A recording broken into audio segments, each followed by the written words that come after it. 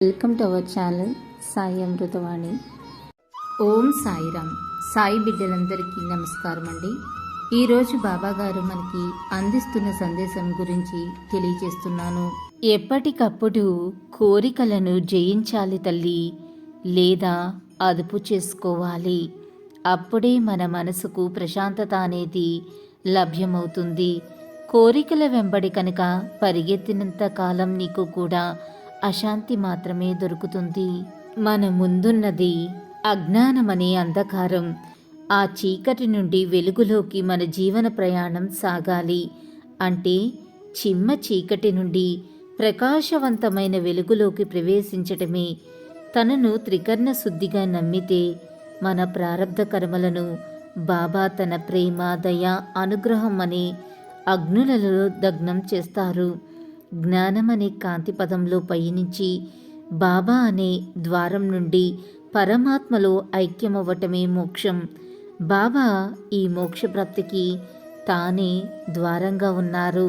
కర్తృత్వ భావాన్ని వీడి సర్వసమర్పణ భావంతో బాబాను సేవించే వారికి ఆ మార్గంలో నడవటం సులువే. బాబా హృదయ ద్వారం నిజమైన భక్తుల కోసం ఎల్లప్పుడూ తెరిచే ఉంటుంది.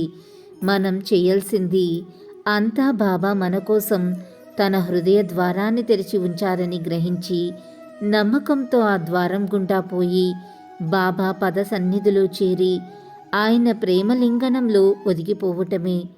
ఆయన సన్నిధిలో మనకు పూర్తి రక్షణ లభ్యమవుతుంది.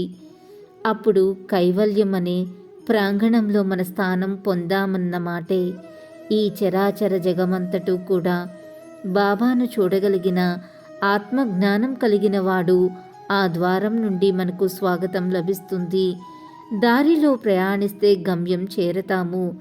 అది లోకంలో సామాన్య విషయం. దారి, గమ్యం ఒకటి కావు. కానీ బాబా యొక్క విషయం వేరు.